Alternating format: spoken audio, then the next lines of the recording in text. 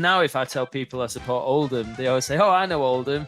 You know, Joe Royal, Andy Ritchie, Ian Marshall. This is like 30 years ago, and we're still talking about that. That is the level of conversation you have. But yeah, I loved it. I'd love it to be in the Premier League, and it would be a dogfight every year. My granddad always used to say we're going to release a VHS video, Oldham's Greatest Corners, because we used to cheer a corner more loudly than we cheered goals at times. We had a song for that. We had a song for it as well. Meat pie sausage roll, come on Oldham, give us a goal. Ooh, we got a corner. So, Hello and welcome to When Football Began Again, the podcast that takes a nostalgic look at the Premier League era. Today's show is a continuation of our count up the all-time Premier League table. We have reached 44th place, and that is Oldham Athletic. 2 seasons in the early 90s in the Premier League and 1 in the old First Division just before it as well. Unfortunately, it has been a little bit of a downward spiral since then. All of that discussed and much more with my 2 guests, comedians Che Burnley and Stevie Gray. It's a really, really fun episode. More on that in a moment. Before we get to that though, thank you to everybody joining the show this week, having watched last week's episode or listened to last week's episode with Mark Draper. I think we've got quite a few Villa fans and a few Notts County fans, I believe, as well, joining the show. Welcome along. You're very welcome here. And if you are an Oldham fan, perhaps listening for the first time today or watching for the first time today, I hope you'll stick around. This show has got so much already in the archive, including in-depth season reviews of both of those seasons that Oldham were in the Premier League, as well as interviews with big names, Danny Wilson, Brian Dean, Ashley Ward, Henry Winter, and in a few weeks' time, I have got Clive Tildesley, the voice of football on ITV for the best part of 2 decades. He will be on the show in a couple of weeks' time. So if you are listening for the first time, please do hit subscribe and make sure you're following us wherever you get your podcasts to not miss an episode. I'd really appreciate it, and share it with someone else who might also enjoy it. But let's get on with today's show, Oldham Athletic. So Che and Stevie, both good mates of mine off the comedy circuit, 2 Oldham fans, real gallows humour in this one. Obviously, Oldham's decline has been kind of slow and steady in the last 3 decades since these seasons, but there's a real feeling of nostalgia. I think for anyone who remembers them in the top flight, they kind of became everyone's second favourite team, I think, for a little while there, and that's reflected in this show. So let's crack on with it. Oldham Athletic, through the years, through the ages, and specifically those 2 seasons in the Premier League with Stevie and Che. Enjoy. Joining me today for an episode where we'll be looking at the all-time Premier League table. It's our team in 44th place, Oldham Athletic. And I'm delighted to say, joining me, I have 2 fantastic comedians and good friends as well. Returning to the show, we've got Stevie Gray. How you doing, Stevie? I'm good, thanks, Carl. How are you, mate? I'm very good. Very pleased to have you back on. Very much your niche, this era of the Premier League, with as an Oldham fan. So we'll come to that in more detail shortly. Making his debut on the show, limbering up as I speak, it is Che Burnley. Che, how you doing, mate? put me in, coach. I'm ready. I'm doing well, mate. It's great to be on here. It's great to have you both on, and it's fantastic to have 2 comedians. I mean, let's start there, really. I mean, 2 comedians, 2 Oldham fans as well. Che, let's start with you. Take me back to your earliest memories of Oldham, your first match. Why they're the team for you? Well, my earliest memory, and I looked ages ago. I looked into this because I was trying to figure out what the actual match was, because I remember it vividly. It was obviously raining. It was a night match. We were stood in the lookers, and it's where the disabled bit used to be, but there used to be a clay bank there, and that's where we stood. I was in Richmond's junior school, and our PE teacher, Terry Taylor, he basically was a massive Oldham fan, and he took us all the football team. We all got to go and watch a match, and we got absolutely hammered, and it was peeing it down. And I've got to say, I think even till this day, it is the only match where I have left early. And it's because around about after the 4th goal, I think we played Birmingham. I think it was Birmingham. And I think we got hammered 4-1 or something like that. And after the 4th goal went in, I just remember Sir or Terry just going, "Come on, lads, we're going." And that was it. We just sort of, the only time we've ever left the match early because Terence couldn't be bothered anymore. Well, having taken half the class down to watch a drubbing. Nice.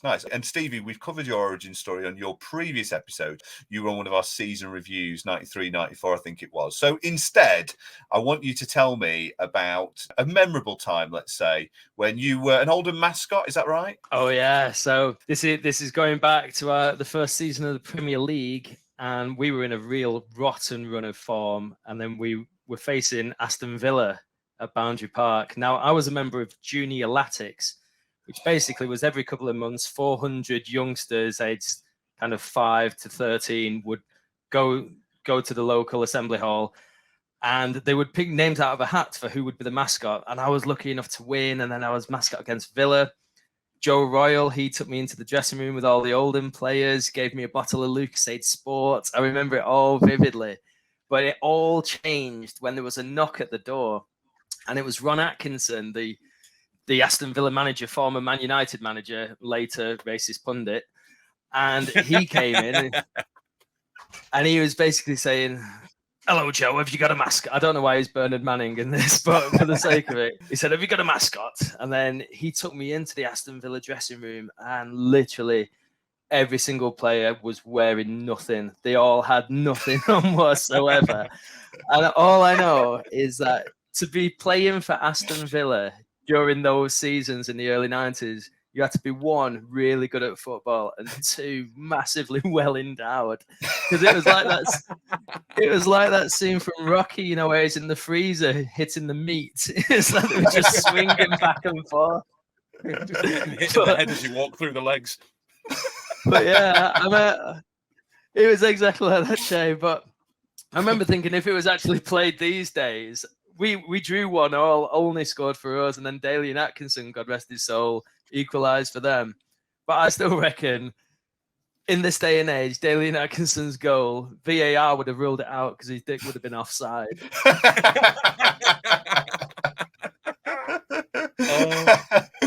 Incredible. I actually played against the Junior Latics in a penalty shootout, so I might have played against you. Nice. Again, Terry Taylor, he sorts everything out, and we need to get him on. He said, "Right, Richmond, we're playing against Latics. We get to watch a match, and at halftime we come on and we play against Junior Latics." And I scored my first 3 goals, and I was ecstatic. It was against the Rochdale Road. And Terry came up to us, and Terry, like he's my mate, Terry came up to us and he went, Jay, what I want you to do is, right, I want you to put it in the top left corner, and when you do, run off going like that. With your arm up, going up that way. And I went, "Really?" Went, yeah, just do that. So I tried and absolutely skied it. And everyone, all the Rochdale Road went, "Whoa!" I was like, thanks, Terry. Thanks for your advice. You got in your head. Got in your head. Yeah. Pressure. Jay, I loved it. I loved it how when you was reminiscing your first match, you said it was raining, because you could have said it was raining, it was -2, it was blowing a gale. It's basically August, height of summer. Every match. I used to come back from Liverpool on the train to go and watch Latics when I first came to Liverpool, to John Moores to study. And as soon as you hit Manchester, it just pissed it down. And then the further in you got into Oldham, it just got windier and colder. And I kept thinking, why am I doing this? Why am I coming back every weekend? In 44th place on the all-time Premier League table, having spent the first 2 seasons of the 31-year Premier League era, it's Oldham Athletic. Football didn't begin in 1992, though, and the Latics have a proud top-flight history predating the so-called modern era of football. We know they're 44th out of the 51 teams once Luton have had a season in the Premier League era, but of the 65 teams to have played in the English top flight, if you put that into an all-time table, would you like to take a guess at where Oldham might be? Is this out of 92? Oh, no, it's got to be more, isn't it? 100 and something or other. Well, only 65 top flight. teams. 65, yeah. 65. So I reckon 64? No. I'm going to go 48. 48. Stevie, you going higher or lower than that? I'll go 55. 55. You're actually closest, Che. They're 44th of the 65 team. Oh. They're above Grimsby, Bradford, Brighton, still trailing Watford, Wimbledon, and Luton Town. But yeah, 44th out of 65, so about 2/3 of the way down. So that's not too bad at all. Before we get to the Premier League era, though, let's have a potted history on Oldham Athletic. They were formed in 1895 as Pine Villa FC before incorporating Oldham County to become Oldham Athletic in 1899. Accepted into the Football League in 1907, they won promotion to the First Division in 1911 before reaching the FA Cup semi-finals in 1913 and finishing 4th in 1914. In 1915, they finished just a point behind eventual champions Everton before football was suspended due to the First World War. By the time football did return a few years later, many of the side that had come so close to glory had either retired or been killed. Che, it's clearly inconsequential in the grand scheme of things, but had Archduke Franz Ferdinand not been assassinated, would Oldham Athletic have embarked on a period of dominance the likes of which English football's never seen? If only all those football players had not been killed during the First World War. Over to you, Che. It was just like, I didn't realise you were going to intro me. Well, I actually have a book of alternative Oldham football history. And because Ferdinand wouldn't have been killed, basically the Bolshevik Revolution of October wouldn't have happened, which means that Vladimir Lenin would have ended up killed instead of overthrowing the Russian government at the time. That means that also Germany wouldn't have entered depression, a depression that led to World War II. So World War II wouldn't have happened as well. And because World War II didn't happen, there was no need for us to come against a common enemy. So slavery would have gone on a bit longer, really. But because of that, Oldham would have done incredibly well, which is a plus point. Some of my family wouldn't agree with that, but because of that, Oldham would have carried on their dominance because we were the cotton spinning capital of the world at the time. So we would have become sort of like a cotton power. Other teams will be going, where are they getting all this money from? This can't be clean money. This has got to be cotton money. I don't think anything like that would happen now. And one of the things in this alternative history as well is that around about 1930, I think it's now 1930, just when Everton got relegated into the second division, a young art teacher who was in the city at the time. He was a vegetarian as well.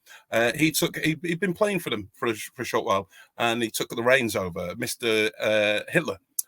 He was over in the city, and he took over Everton. And got him back into the First Division. But then obviously William Kenwright Sr. was too hands-on and wouldn't let him have the reins of the club and was interfering too much. So he came to Oldham, sort of like mirroring the kind of Joe Roll thing that happened. And he built a sort of a new empire, as it were. I think he would have called it a Reich or something. He conquered Europe.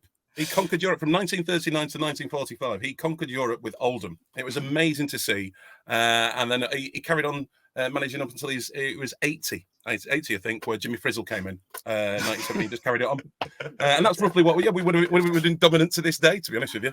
I would have absolutely loved to have seen him pass the FA's fit and proper person test. That's a remarkable alternative history there. And that's the thing, isn't it? Because actually, the football just completely changed at this period, and then it all just got shook up when it comes back after the war. Post-war, the Latics endure 4 seasons of struggle before dropping out the top flight, and that is the predominance of their top flight history. It will take them 68 years to book a return, largely thanks to the inspired appointment in 1982 of 33-year-old Joe Royle, who does replace Frizzle in his first managerial role. In the days when a manager was given the time to build a side, Royle would take the remainder of the decade to create a side that would reach the final of the League Cup and semi-finals of the FA Cup in 1990, taking local rivals Manchester United to extra time twice before losing to a Mark Robbins goal in a replay at Main Road.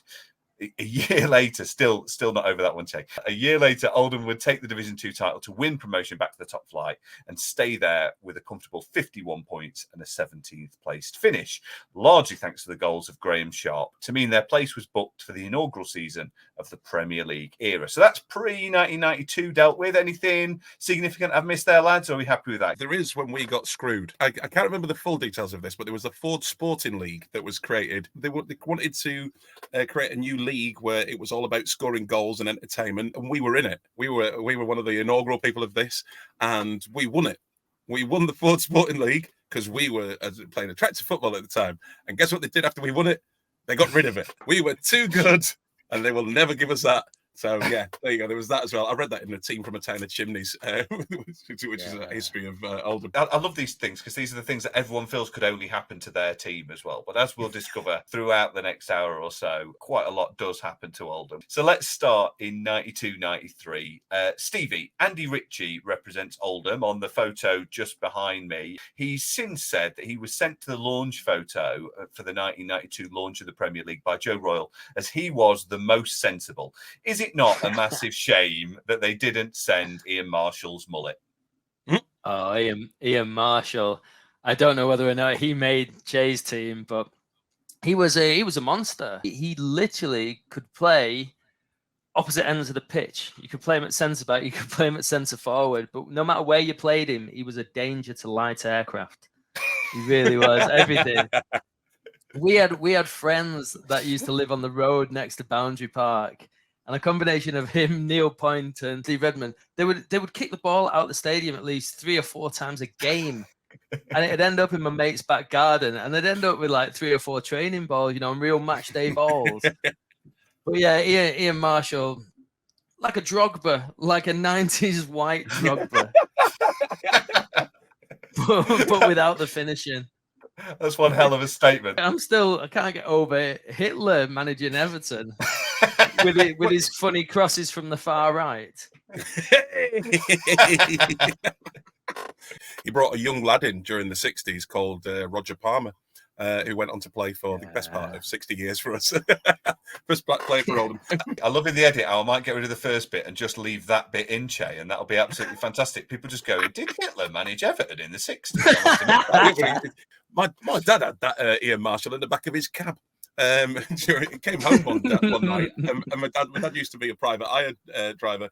He came back and he went, "They had one of those Latics players in the back of the car. He's like really, really long hair." And I went, "Marshall." He went, "Yeah." I love Ian Marshall just for the sake that he actually bruised my arse twice. And when we got promoted to the First Division, I think it was my first ever away day. And we went to Ipswich, and if we won at Ipswich, we were definitely going to we were definitely in the top 3 or something like that. We were definitely promoted. And it was this is going to sound like I'm a right backwater person. It was the first time I'd ever encountered flip-up chairs. Right? So, what a moment. Yeah, it's just like only a few years previously we had chairs. Oh, Oldham. So we went on a coach, we got to Ipswich, sat down. Long ball through, Ian Marshall just absolutely pummels through everybody, comes over his shoulder, he's onto it, boom, straight into the back. We all jump up like that. Yeah! I go back to sit down, not knowing how these chairs work. Boom, straight on my ass. Everybody pissing themselves. Unfortunately, Ian Marshall did exactly the same thing for a second goal. He went straight through again, over the thing, straight up, straight back down again. And that's all anybody talked about on the way back home is about me falling on my arse twice. But promotion as well. I love, who can forget when they first discovered the flip up chair? That was what a moment. A formative moment. I've got something to tell you. In Ipswich, they've got chairs that go up. Up there with the wheel. So Oldham bring in Ian Olney from Aston Villa for a club record 750k, which still stands to this day as a club record transfer. Neil Poynton and Steve Redmond joined for a combined fee of around £1 million from Man City. Oldham start the season well, and with 9 games crammed into the opening 5 weeks, find themselves in mid-table after 9 games, above reigning champions Leeds, Arsenal, Spurs and Liverpool. Norwich lead the table, followed by Blackburn and Coventry. How times change. A rocky spell before Christmas does see the Latics pulled into the relegation dogfight, though. Che, this is Oldham's second season back in the top flight. You'd survived quite comfortably in your first season back the year before, but this is the first time you've been pulled into the drop zone. Did it feel like a relegation battle was inevitable at that time, or were you always optimistic they'd pull clear? I would sort of say I'm on the fence a little bit. We were playing great football, and there was loads of little bits of things that started to chip away at your confidence, because like we didn't have the plastic pitch. So everybody said, "Oh, it's the plastic pitch," and then we did all right in the first season. Also, Earl Barrett had gone, and that was the one that wounded me to Villa. One point, I mean, that's still the record as well. Yeah, and we fair enough. We got a whole away end out of it, which is now the home end. But like that's the Earl Barrett stand. Nobody can tell me anything different. That money paid for that stand. We didn't really invest heavily. Even the Redmond and Poynton. I think I seem to remember that we gave them Milligan and we got them 2 back or something. Right. Or we gave somebody something. And we screwed over City. That was the best bit. It was just one of those ones where you're going, well, we've still got decent players. We've still got a decent strategy, but let's see how we go. And you faith in Joe, we'll keep the faith and all that. But there was a little bit of, we are a very small team in a very big league. How do we pull in these results out? When we went up the first season, I thought, and the season before we went up, I just thought we were just a very attacking football, just attractive side. Joe always had that mentality of, no matter what they score, we'll score one more. And that was great to a point when you had the players, but then the players that got them there started to get older, started to lose the best players. So it was one of those ones where you believe you love the underdog. And we were always the underdogs, but we'd started to become sort of like there was other underdogs coming now, and we started to worry a little bit, I think. There's a damaging 5-2 defeat against fellow strugglers Wimbledon just before Christmas in front of a crowd of 3,386 people, which is one of the smallest of the Premier League year's history. Oldham will later gain revenge, beating the Dons 6-2 at Boundary Park, but a brace of wins against Spurs and Ipswich lift Oldham out of the drop zone going into 1993. They do lose all 4 games in January, though, without scoring a goal, and are knocked out the FA Cup by Tranmere Rovers to briefly leave them bottom of the table and out of both cup competitions. Stevie, we've touched on this about, Che said it there, in Joe we trust, but in 2023, that would surely be a surefire sacking, wouldn't it? Losing all your games in a month, getting knocked out the FA Cup by lower league opposition. Is it kind of a sign of the times of how football's changed? Is it just the kind of godlike status that Joe Royle had at Boundary Park, or a mix of both? I think so. I think it was a different era back then, and teams were a lot more loyal to the managers. And I don't think the new manager bounce was a thing. We saw it in the Premier League last season, where I think nearly half of the teams changed the manager at some point. And not everyone can get the bounce, but I think given all the history you've said and the fact that Joe Royle spearheaded us back into the top flights, we were never going to get rid of him. It's like he brought us up, we'd let him take us back down again, because everybody loved him. And even now, it's if you ever see him around the ground, even at the weekend, we had a pre-season game against Southport, and he's pictured with our current chairman, and on Twitter, it's look at these 2 legends together, and he's still so fondly thought of. But yeah, at this day and age, he'd be out on his arse. He would not be. There was even a point where there wasn't a lad who stayed behind. There was murmurings that he might go to City or might go to Everton or one of those teams, and there was like a couple of lads who'd stayed behind after the match, and it was snowing or whatever, and they go, "Please don't go, Joe." That was one of the reasons that he didn't go the first time. The second time, obviously, we were rubbish. Yeah. I remember these things because it was one of those ones going anybody but City. I don't think I could have took that in that city. There was so many City and United fans in Oldham. It was horrible, but yeah. But he stuck with us. He stuck with it. He's part of the city. Part of the city. We're a town. Part of the town. February starts better with a 3-1 win over Chelsea, but 3 more defeats and a draw keep them bottom going into March. That's when the champions-elect Manchester United come to town and leave empty-handed, with Neil Adams' goals securing all 3 points. Che, obviously it's a local derby, but this fixture became huge in the early 90s, didn't it? What did that win mean to you as a young Oldham fan, who I imagine, like you say, you were surrounded probably by United and City fans all around you? Yeah, it was bragging rights more than anything else. Weirdly, I still think that they had a little bit of arrogance about them, even though they'd not won at that point. I think that was the first one this year when they win. I think it was the year before it's Leeds. They weren't fully arrogant, but they were better than City.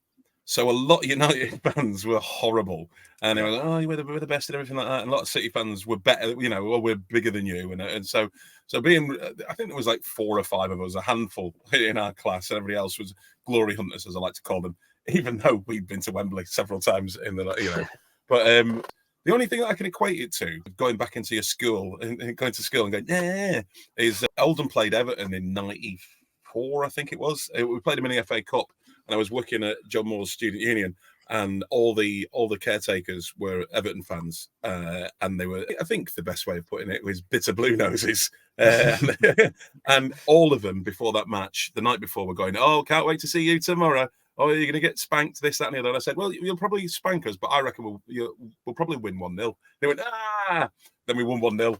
And nobody wanted to talk to me for some strange reason. And I was very humble about it.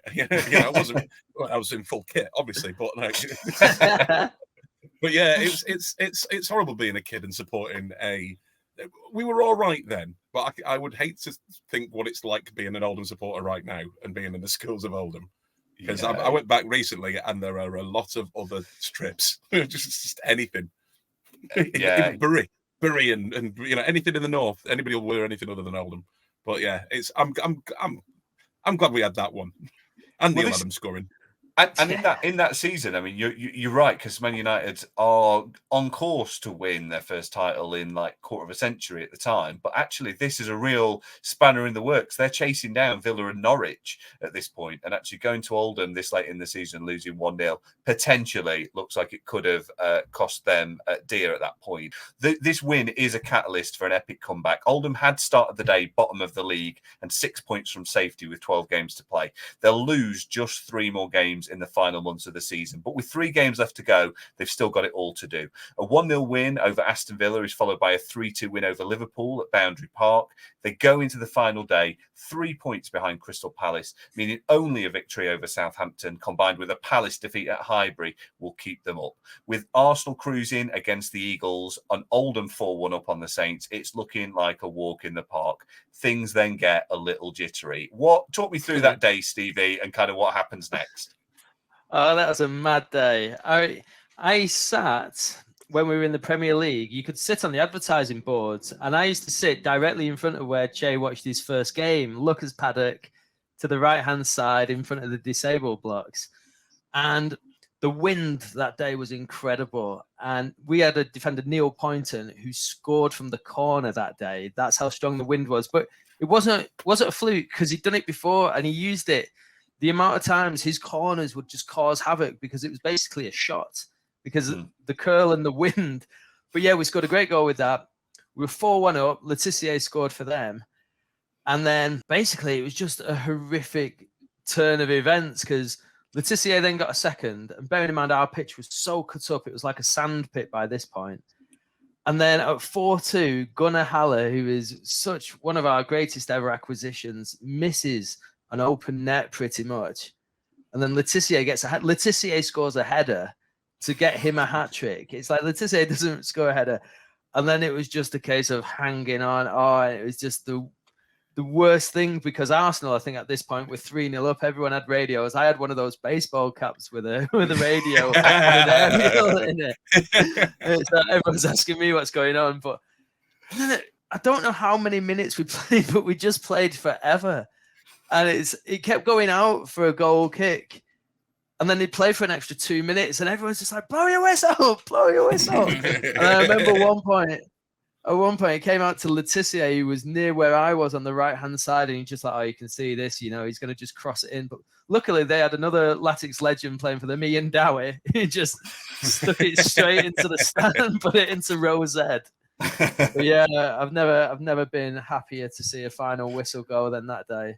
So it ended 4-3 to us, but that Gunnar Haller miss, it's like your alternative reality. As soon as he missed that, you think, we're down, they've got to come back. Incredible final day drama at the bottom for the Premier League. At this point, Man United have already wrapped up the title, so I think that's where the main story is. And then just for any younger listeners, the cap with the radio on it, that's sort of the 1993's answer to AirPods, I think. So that's incredible. What a fashion icon. So Oldham survive for a second consecutive top flight season and go into 1993-94. They sell Ian Marshall to Ipswich Town and bring in Tor Pedersen and Ollie Bjorn Sundgaard from the Norwegian League. Sean McCarthy will later join from Bradford in the extremely 90s hybrid role of centre-forward / centre-half. Gunnar Haller leaves on loan halfway through the season to return to Norway. He'll be back with Leeds soon after. Che, Oldham struck gold a couple of years earlier with Gunnar Haller. They appear to be trying to repeat the same trick. In the days of academies with global reaches and kind of online scouting, this is probably just one Oldham scout wandering around Scandinavia, isn't it? Yep, he didn't have a car or anything like that. He didn't get a hire car. He probably just walked, maybe a bike, a little special bike. I remember it was really weird because like there was a tipping point as well where we talk about the confidence of whether or not we'd stay up sometimes. Is that we all knew that Joe seemed to have a scouting network that would find these gems everywhere. And we were like, oh, and after Gunnar Haller, you just went, oh, these could Tor Pedersen. And he was playing for Norway, for crying out loud. I looked at the Norwegian team and there's Thorsved, there is Ronnie Johnson, there's some players there. You got Henning Berg there, Stiginga Bjornby, who I love to bring up to Liverpool fans. I go, oh, him. I'd forgotten about what's he called? Ola Sunny Bjornby. Bjorngot. Ollie Bjorn Sundgaard. Ollie Bjorn Sundgaard. I remember signing him, and I remember Tor Pedersen, and just thinking, we're going to have another 2 stars on our hands for no money. And no, we didn't. There was a tipping point where we started to realise that I don't think Joe. I don't know what other fans say, but me and my mates at the time went, Joe just doesn't know what to do with money. If you don't give him any money, he will find a couple of gems here and there. If you give him money, you end up with Sean McCartney. Or Sean McCarthorse, as my mate Hazy used to call him, because he just couldn't hit the side of a barn. Unless the game was on Sky Sports, and then he became a world beater. Yeah, there was some players that we got that season where you just went, oh, good grief. He was one. I remember the only thing I remember about, we got a guy called Neil Tolson. Neil Tolson. Yeah. I think he was a young lad, and all I remember about him is him wearing the worst Latics kit ever, which is the green Bovis mountain one, which is just hideous. It's one of the Scottish team that had the same one, and it's just dogs. It's just terrible. And that was all I remember about Neil Tolson. Don't give Joe Raw money. But yeah, we got them in, and we were sort of expectant, but you can't live up to Gunnar Haller, can you? In recent years, we had it at one point where we was just getting old players in from France. You just think, imagine coming from France and turning up in Oldham, present day Oldham. Like, what on earth is this? What have I done? It's not like Gerrard going to Saudi, on millions. It's like... Maybe that's why they succeeded. That's why Gunnar succeeded, is that Norway is a little bit cold. So it was just sort of like, oh, this is fine. We sold it to him. It's warm up here. Oh, cool. Oldham. It's near Manchester. The tropical climes of the Oldham. number 59 bus away. Well, the season begins with a 3-0 defeat at home to Ipswich Town. Ian Marshall gets the opening goal against the side that sold him. I'm sure that won't come back to haunt you. A first win of the season follows against Swindon Town, and by Christmas, the Latics are floating in and around the relegation zone, but looking a decent bet to stay up once again, with Swindon, Southampton, Sheffield United and Chelsea all below them in the table. Stevie, this is less than 30 years ago. Oldham are sandwiched in between Chelsea and Manchester City in the Premier League table. Can you imagine a present day where Oldham were bought by wealthy benefactors in the 90s and are currently managed by Pep Guardiola? No. But what I could imagine, going back to your previous point about a good scouting network, you look what Brentford have done. They went into Scandinavia and just picked the better players, or almost Moneyball tactics. I'm not even sure what you do with Oldham with all that money, because we're never going to get 40,000 in, 50,000. You look at United getting 70,000 in. It's like when I lived in London, I used to go and watch Chelsea, and they only could hold 40,000, and sometimes they'd struggle to fill that in London. At the prime, we used to get 18,000 in, Jay. I think, if you remember, I think that must be. You look at Wrexham last year, and that's the closest you can think of. Someone taking. Or some of the newer Manchester clubs where money's just been pumped in. But you can't picture it ever happening to Oldham. I used to say, I wouldn't want it to happen, but I would genuinely love it now if someone. We had that guy who. We had a guy who had an IT company and he plowed loads of money in. And then a few years later, when the .com crash happened, he pulled it all back out again. And that was like the start of the end for us. Weirdly, we had a great season that season because we just bought. Also, he bought one of the best players, or we got one of the best players ever in terms of nicknames, which was Fitzall. We had Fitzall, and he was a great player. One size fits all. I think we got beat by QPR in the playoffs that season. And he basically put all his chips in, and we didn't get promoted, and that was it. And he just went right, and we ended up selling people for peanuts, and all of our players seemed to go to Southampton or somewhere like that. And it was just like, what's going on here? That was when Dowie left as well. Dowie's on a massive contract for us, and he left as well. It's one of those ones. Unless you've got money in that town, and it's a love thing, like it is now. The money is what will bring people in who wouldn't usually come. Or people like Dickoff. We had Dickoff as well, who came, and it was their first stepping stone. So that's the kind of thing that we can look forward to now. We can't really sort of like just throw money at people going, come on, Ronaldo, we'll beat the Saudis. It's not going to happen. That's if Oldham become the new Al Ali. A golden couple of months follow between February and April as Oldham pick up 18 points in 9 games and dispatch of Derby, Stoke, Barnsley and Bolton on their way to the FA Cup semi-finals. On the 22nd of January 1994, Oldham are second bottom of the Premier League.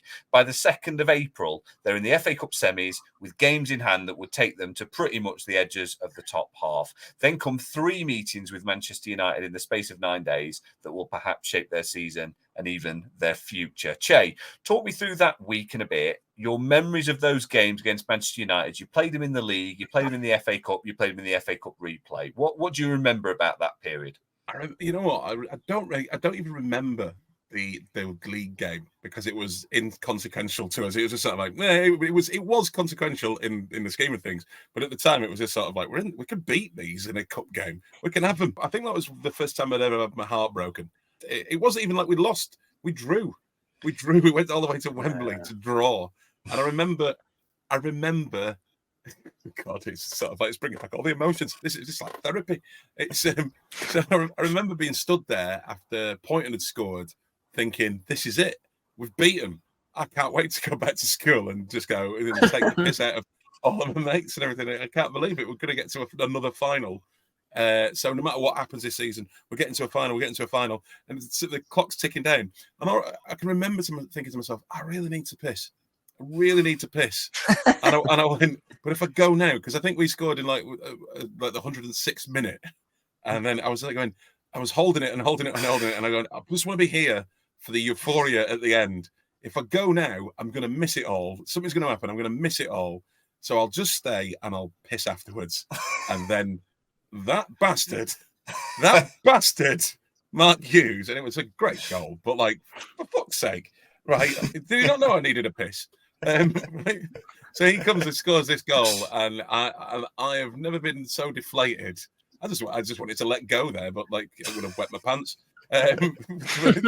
So that was just, I think, even when we got beat by Forest in the Littlewoods Cup final, there were, on the coach home. We were still happy. We walked back with Forest fans. It was a nice atmosphere. They congratulated us. I think it was the last time that Clough won a trophy. It was just a nice atmosphere. On the coach going back from that one, I wanted to boot anybody who was wearing red. I don't care. It was just sort of like, it was just horrible. And then to make matters worse, so like first game, league game, didn't care. Second game, thought we were going to win it, heartbroken. Next one, and I seem to remember that Kanchelskis didn't play in the first semi, and then he came back for the second.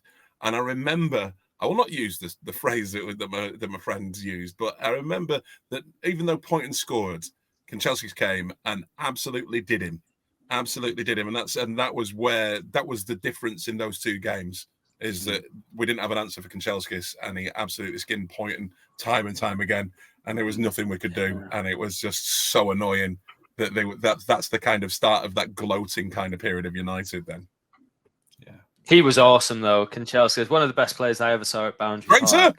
Traitor! Oh, he was amazing. defeat in the league and the mauling in the semi-final replay ends Oldham's fantastic run. After one defeat in 13 games in all competition before those Man United games, they'll fail to win again in their final 7 league games. They're still in it on the final day against Norwich, albeit needing a win, and Ipswich to lose against Blackburn, but neither happened. Oldham returned to the second tier of football after 3 years back at the top table. Che, I think I asked Stevie this last time he was on. Were you one of those kids that like you're on match of the day in tears? Or is it that kind of eternal optimism of a child? You just go, we'll be back next season after we'll get promoted. Did you realise you were watching Oldham in the top flight for the final time? No, nobody in Oldham cries. It's just raining all the time. It's just no, but maybe a little bit. I don't think I did cry. I think stood there in my double denim. I think I was thinking to myself, you know what? Joe rolls with us. We can rebuild. We go down to our level. We build back up again, and it will be fine. We'll be fine as long as we keep our players. And then it all started. The wheels started to fall off. Weirdly, I was there for us going. I started working as a physio aide at Latics as that happened. So we went down, and then Joe left, and I was in the back room of Latics I used to work with Ian Liversidge, or Soz as they used to call him, Sausage. Ian Liver Sausage. He was there. He was the physio. He looked like Bobby Ball. He had like a weird perm. If you ever look at him on the team sheet things, where you could mark down what the scores were and everything like that. He's on the side. Him and Ronnie Evans, the kit manager. They were just that was the kind of environment that we had. It was they were always on the piss. They were always having a laugh. And it was a family thing. As we went down, everybody started to sort of drift away. That feeling went. I remember sat there when Graham Sharp got appointed, and I was looking at him going, I don't think this is going to work. I don't know what it was. I don't know if it was the arrogance of youth, but I just remember looking. I was helping out doing somebody's car for something like that, putting some Raljecks or something on somebody's leg. And I just looked, and he just didn't look the part, Graham Sharp. A lovely bloke, and he scored us a lot of great goals. But I was just like, yeah, I think we'll be in this division for a while now. He just didn't. But I still had a belief. We had that optimism still around the town, so that was still there. And then Joe left, and it was just like. Ugh. So that's the 2 Premier League seasons. Let's take a moment to reflect on the last 31 years on the whole for Oldham Athletic. During that period, they've been in all 4 divisions of English football and became the first Premier League era side to drop into the 5th tier in 2022. Since 1992, they spent 2 seasons in the top tier, 3 seasons in the second tier, 21 seasons in the third tier, 4 in League 2, and they're now entering their second season in the National League. Even more remarkably, despite qualifying for the playoffs in 2003 and 2007, it's been a slow decline with no promotion since that return to the top flight in 1991, which in turn had been the first promotion since the mid-70s. To put it another way, Oldham have tasted promotion once since the Watergate scandal. We're recording this in pre-season, so perhaps the listener will have a better idea than we do right now. But Stevie, is this season the season that run ends? Is promotion a realistic prospect going into 23-24? I think it actually is. And that's not just pre-season hype. If you look at Christmas last year, we were pretty terrible. We'd just got the new chairman in and we were just finding a way in which we could play and managing the club. And we were in the relegation zone and we ended up, I think we finished 12th in the end last season. So our second half of the season was great. Plus last year you had Wrexham, Notts County, it was just way too good for that division. Based on last season's performance, you would imagine Chesterfield go up. And then I reckon the bookies favour us. I think the bookies have us second favourites to win the league. Don't get me wrong, we're like priced 9-1, so it's something we're not that favoured. I think we can definitely make the playoffs. But all in all, as long as we play nice football, and we give the fans some hope, because we've got a lot of young supporters there these days. Really, we need to go up. But I just think if we can just provide some entertainment. There's a bit of stability there now, isn't there? Yeah, I hope so. But you just look at some of the money being pumped in and you think if we do get back into the league, can we sustain it? I hope so, but I just think that the instability of the previous regime, when we had Paul Scholes managing us, we had some good. We thought we had some good managers, and we thought we had some good players and everything like that, and it's just gone down. Like I said, like Steve was saying, we had French players. We were just like a shop window for a lot of them. It's sort of like, oh, who is this from the French third league? Oh, God. like a Bon Marché shop window. Closing down. Sort of like, everything must go. Oldham has to be a team that is based around the town. And I think that's what's come back. And I know there was a load of people moaning about Unsworth, but like he's former Evertonian, sort of like going into management. He seems to have weathered the storm. That's the other thing as well. Is that I think a lot of people were going, "Oh, this is terrible. Just another, we're going even further down." But he's getting the players that he wants to get in. He's starting to build the team that he wants and the style that he wants. And that, like Stevie says, it's just providing a bit of entertainment and a bit of joy in a very rainy town. Yeah, I love the idea of these French players going down the local one stop for the fresh pastries and baguettes. It's just a wonderful cultural experience. So we love a stat on this show, and what I've done is I've taken Oldham's league position since 1992, kind of on the 92, and obviously a little bit beyond in the last couple of seasons, to work out what their average might be. Where might Oldham be on average over the last 31 years? Stevie, what position do you think Oldham might be on average? Well, you've got to think we've been relegated. Was it 4 times? Did you say so? But we've had some half decent seasons. So I'll go 70. 70th. Are you going higher or lower than that, Che? I want to be optimistic, but I'm going to go lower. I'm going to go lower. Do I have to give you a number or just lower? Well, you could go lower. How much lower are you going? I go 77. Let's say 77. Okay, so you both, that would actually be League Two. It's actually a little bit higher than that. 59th in the league ladder. So basically 15th in League One. That is kind of Oldham's natural place. Okay. And obviously it has been a slow decline kind of over the last 31 years, but maybe that's the point that you want to be looking at on the horizon to get back to. One thing that is almost unique, though, is that you've both seen your side playing 5 different tiers of football. Quite an unusual thing. Some fans have no interest in being back in the Premier League. Of all those years, have you spent the vast amount of them at League One level? What's the most fun place to watch your football team? Or where would you, if you had your choice, where would you put Oldham back in the league ladder?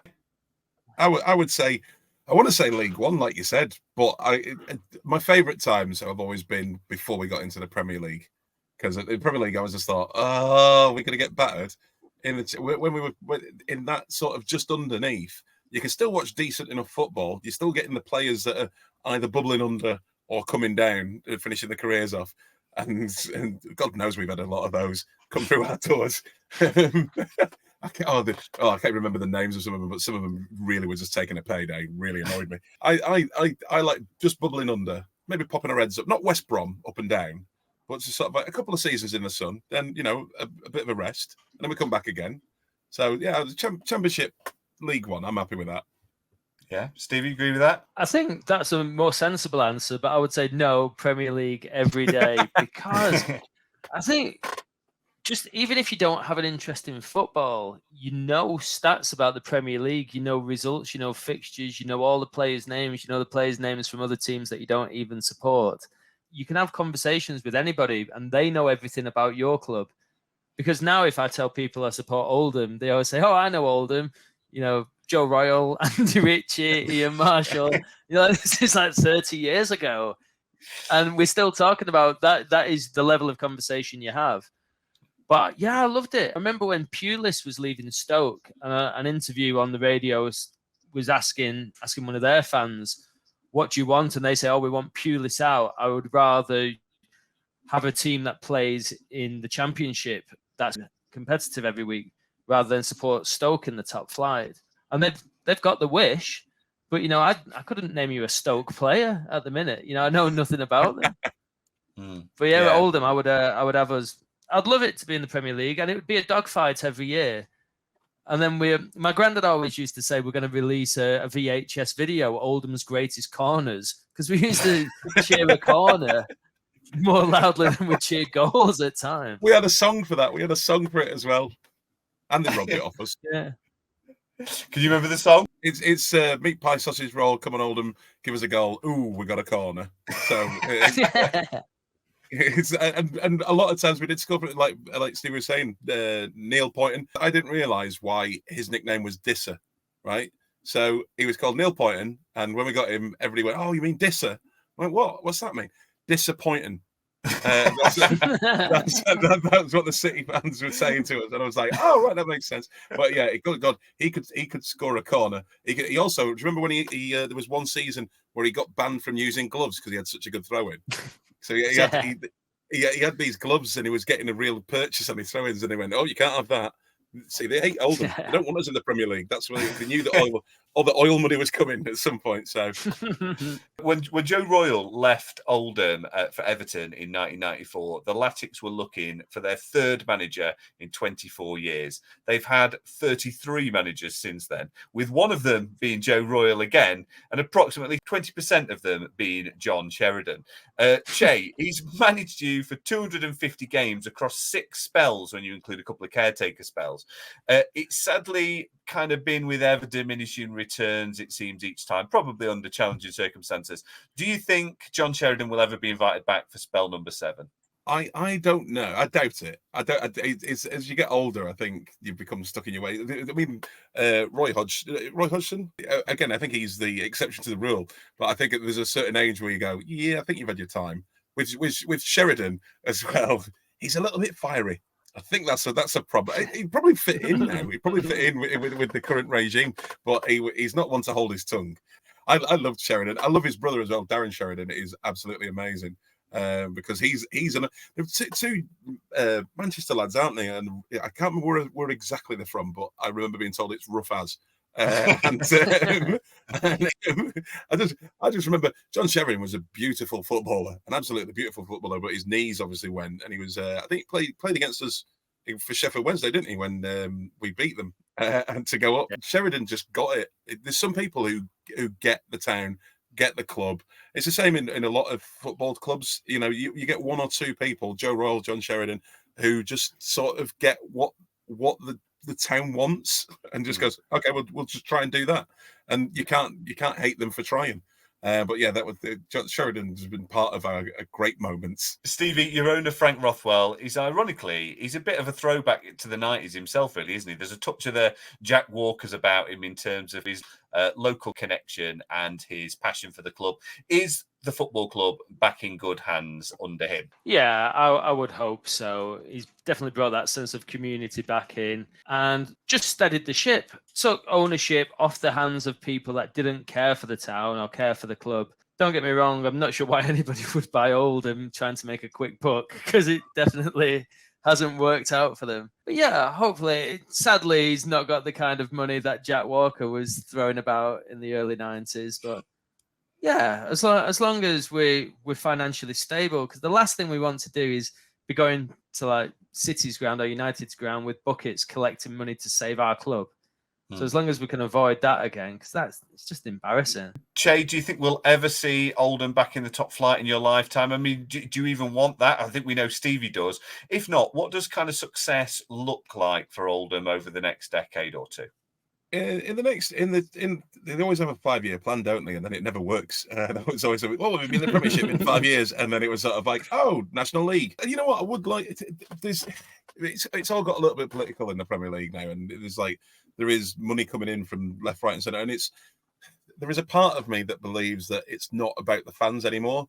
It's a lot of it is to do with finance and a marketable brand, but there is still fans there that need to be serviced, and sort of like a diminishing kind of group of people who go, I just want to go and watch my football and be part of a community and be part of a team that we all get behind stuff. And it's weird. In the Premiership, it seems like that's going away a bit.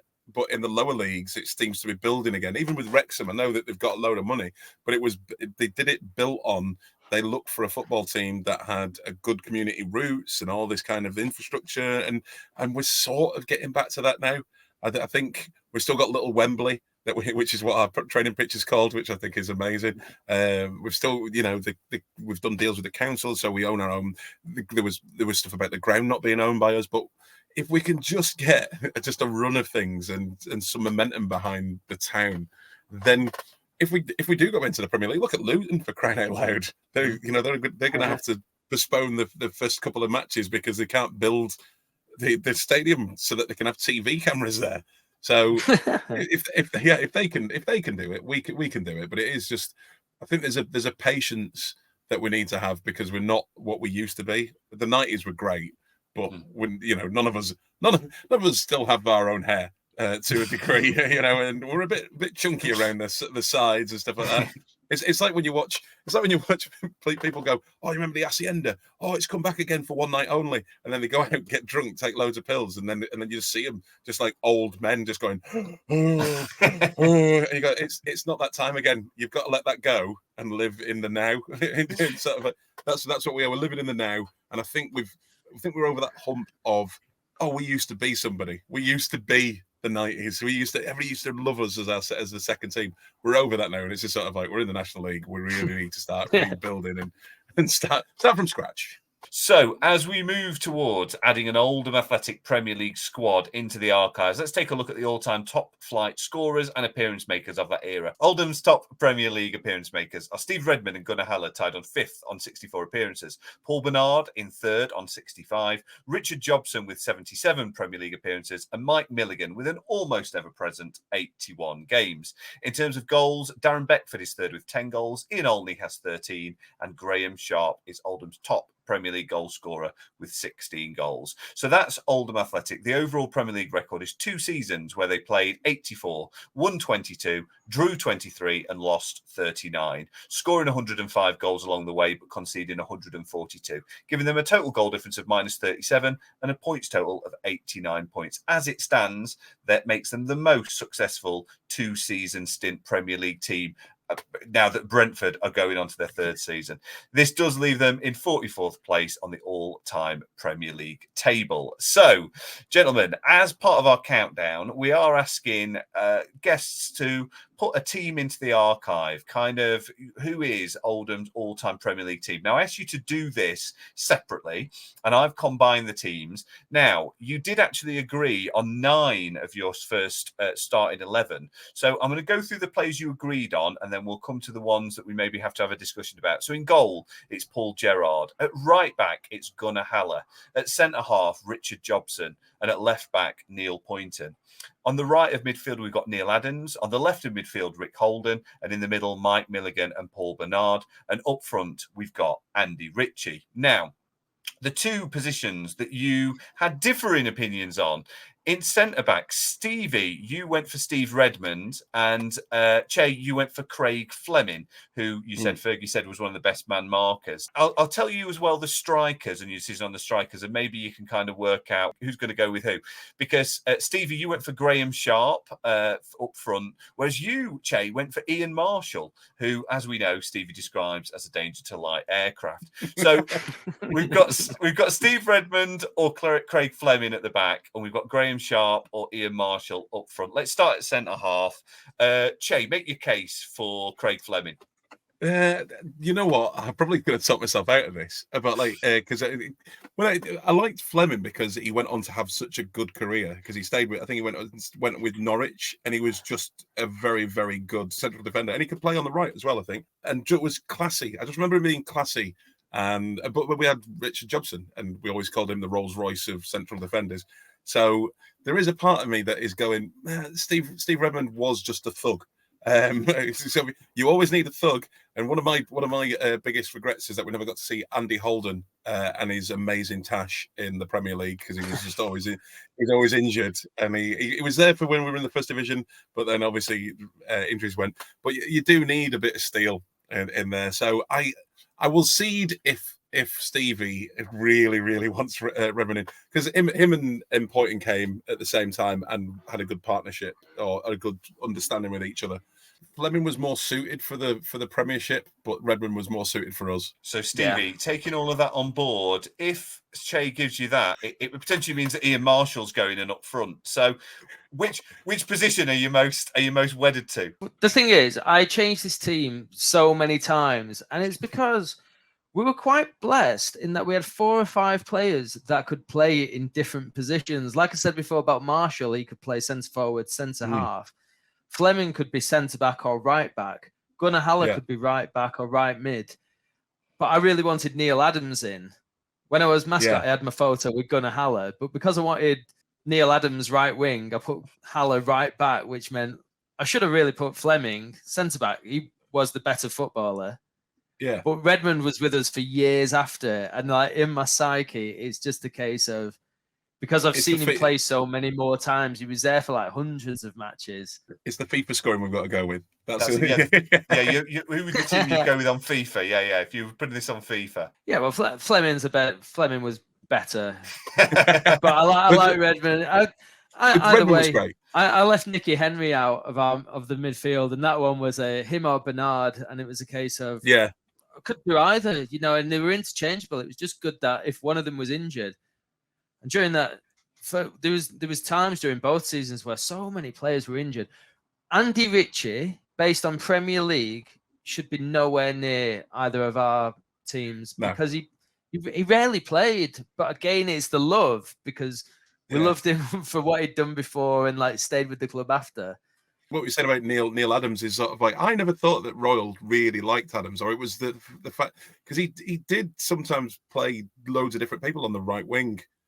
Or switch Holden over sometimes, I had to have Neil Adams in because him and Rick Holden on either wing was just amazing to watch. But then leaving Nick, I forgot that we'd left Nick Henry out, and him and Milligan were known as the yard dogs, and were just sort of terriers who just go and just make the wings be able to work because they were just digging in the middle.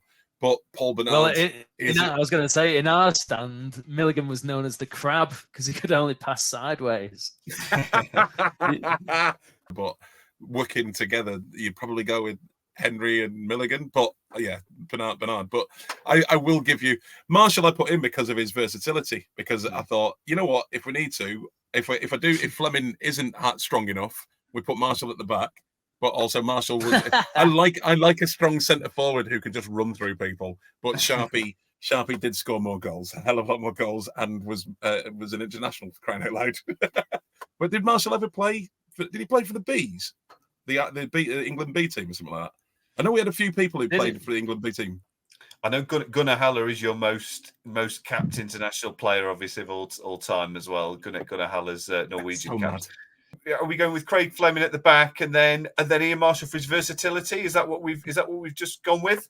I'm not sure. We can't give Che both of these. Yeah, I know. I will see for Graham Sharp because he scored 16 goals. I didn't realise he scored that many for us. And Marshall, can we have a subs bench?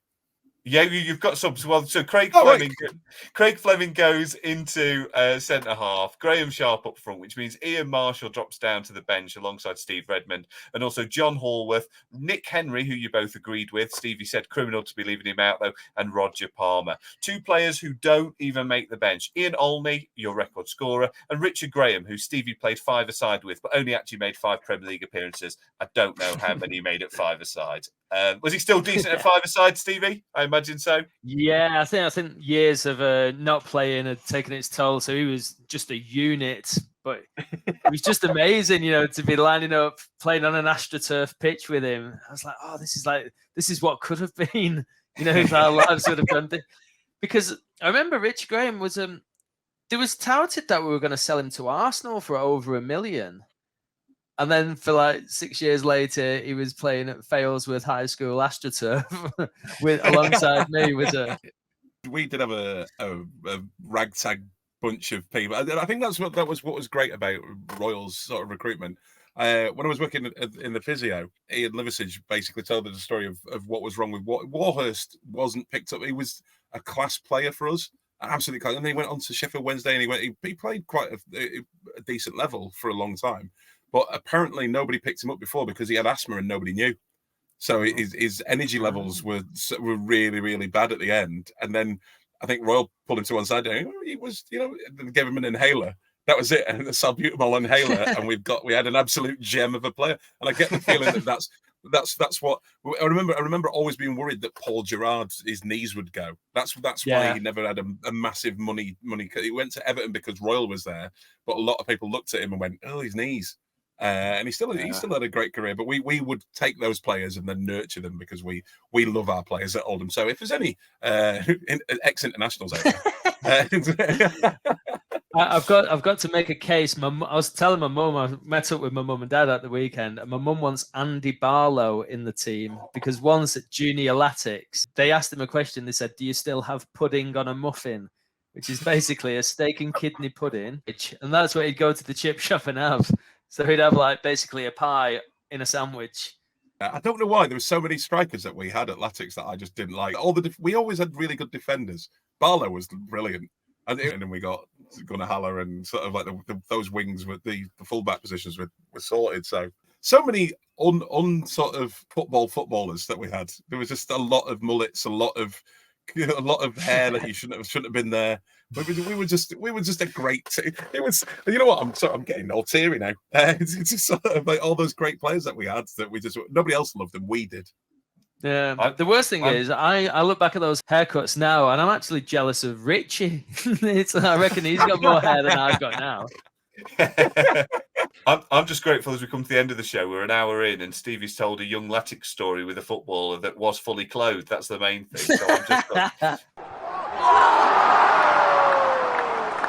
Before we let you go, lads, I want to place a footballer into the Premier League all-time Hall of Fame. And what we do on this show, we have the League of Nations Hall of Fame, where we go through every single nation that's been represented in the Premier League and pick the greatest footballer from that team. Now, this is normally a fairly solid feature. Unfortunately, alphabetically, you have been landed with Bolivia.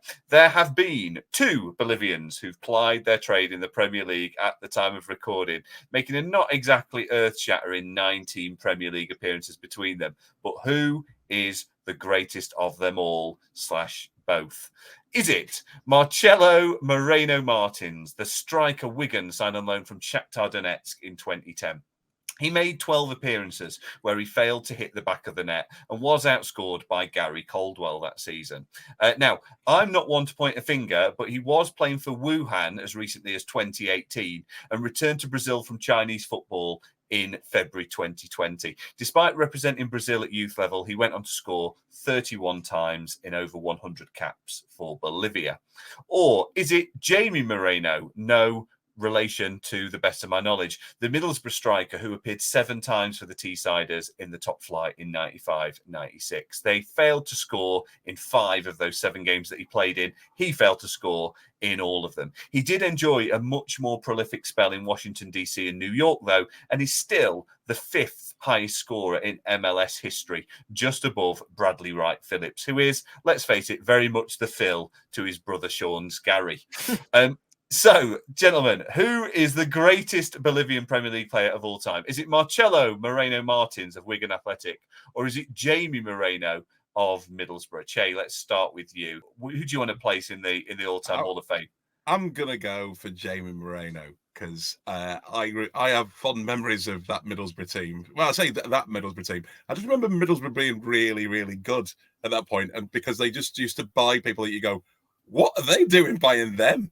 He's like, I can't remember. There was the Brazilian lad that they got, Juninho. Juninho. Didn't they have? They had an Italian. Middlesbrough were really weirdly good for a while and bought all these players. Yeah. So I'm guessing just by association that he should be the best. Okay, all right. He just missed out. He was effectively replaced by Fabrizio Ravanelli. That was definitely an upgrade. But yeah, absolutely. Stevie, Marcelo Moreno Martins or Jamie Moreno? I think the lad that played for Wigan was arguably the better player, but being on an Oldham-based podcast, we're not going to let Wigan have anything. So no, we'll go for the Borough lad. Let's give it to him.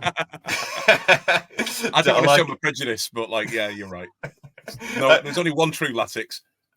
I love, yeah, very true. I love how I've seen you working out there, and definitely not biased on the Wigan connection. Okay, we're going to put this out on Twitter if that's still a thing by the time this goes out, and you can vote for who your favourite Bolivian player is. You've heard what the lads think. And before we let you go, lads, we're going to have a quick round of Play Your Apps Right. This is our regular game where basically I'm going to give you a Premier League footballer. I'm going to give you a second Premier League footballer. And you're going to tell me if you think that second player has made more or fewer Premier League appearances, according to PremierLeague.com, than the player they precede. There are 11 players. Whoever is in charge of the board at the end is our winner. And that includes, if you get the last one wrong, you will pass it on to your opponent for the prize of precisely nothing, apart from perhaps bragging rights next time you bump into each other at Boundary Park. So for control of the board, we're starting off with Graham Sharp. Now, bear in mind, this is Premier League appearances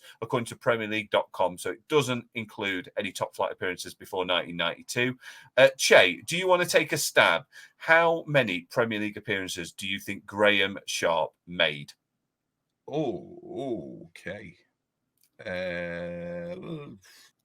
102. 102 you're going for. Got you. Stevie? Well, definitely lower, because there was only 40 odd teams in the league and we had 2 seasons. So I go 50. I thought he played for somebody else. Maybe not. Did he? Did he play for Everton? Did he go? I don't know. Did he play? I love how you sort of helping each other out. This is amazing. I know. I'm still gonna go lower. You are correct, Lower Steve. You actually has the guess towards 50. He's 55. He didn't actually. He kind of went down the leagues after his a very successful Everton career in the top flight. Oldham, his 2 seasons with Oldham were his final one. So Stevie, you start with control of the board. Do you want to retain control, or do you want to pass it over to Che and see if retain? You want control. to retain? Yeah. Okay. So we start off with Graham Sharp with 55 appearances. Is our next player higher or lower? You may spot a theme as we go through our players. Our next player is Paul Gerrard. Higher. Higher is correct. 133 Premier League appearances. The majority for Everton between 96 and 04, before 2 appearances for Sheffield United in 06-07. So Paul Gerrard's 133. Is our next player higher or lower? Ian Marshall. Well, I go lower. You go in lower. Stevie, you are incorrect to go lower. It's higher. 159 appearances for Oldham, Ipswich, Leicester and Bolton. He did hit double figures for Ipswich in 93-94 to keep the Tractor Boys up and send his old side Oldham down. How different things could have been had you not sold him. So, Che, for the first time, control of the board comes over to you. We've got Ian Marshall's 159. Our next player is Shefki Kuki. Oh, he did a job for us as well. I'm going to go lower. Lower is correct. 50 appearances for Blackburn, Fulham and Newcastle. He made his final top flight appearances in 2010-11 before later joining Oldham that season and becoming your top scorer. So you're still in controls, Che, and I think you might. This one's probably one of the more open goals. Paul Scholes. Higher or lower? Are we included? No, higher. It is higher. 499 appearances for Manchester United, winning 11 titles along the way. He was less successful in the Boundary Park dugout, managing Oldham for 7 games and winning just the 1. Paul Scholes is 499. Is our next player higher or lower? David Unsworth. Oh, higher. It is. Oh no. No. Oh, yeah. Okay. Yeah. Go on. I keep thinking, he played for Everton for ages, and I went, not in the Prem. It is lower, Che. I'm sorry. 364 appearances still. Very respectable for Everton, West Ham, Portsmouth, Sheffield United and Wigan. He also famously made 0 appearances for Aston Villa. So, Stevie, we're back to you. We've got David Unsworth's 364. Our next player is Gunnar Haller. Gunnar Haller, higher or lower? I'm gonna have to say he did have some decent times in the Premier League, but I'd say it's lower than 364. Lower. It is lower, about half as many actually, 184 for Oldham, Leeds and Bradford. He also became the first Norwegian to score in the Premier League era, although his total of 10 goals in those appearances was matched by Erling Haaland in just 6 games.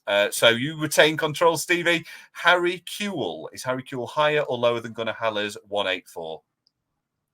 Higher, I would say. Higher is correct. 274 appearances for Leeds and Liverpool. A 41% win record in the dugout for Oldham as well. You're 3 from the end, Stevie. Harry Kewell's 274. Our next player is Ian Dowie. Did Ian Dowie make more or fewer appearances than Harry Kewell? Just Premier League, is it? Just Premier League, according to PremierLeague.com. Okay, because I reckon Dowie's probably got Southampton and West Ham. I'm not sure how many years. I'm going to go lower. Lower. A lot of thinking out loud there, Stevie, and it was all correct. 175 appearances. He scored 33 goals for Southampton, Palace and West Ham. He began his managerial career at Boundary Park and left with a respectable 38% win record. Is our next player higher or lower than Ian Dowie's 175? Keith Curle. Oh, Keith Curle was at City for ages, but in my head, I can't think of Keith Curle. I don't picture him in the Premier League. It's a weird one. I'm going to say lower.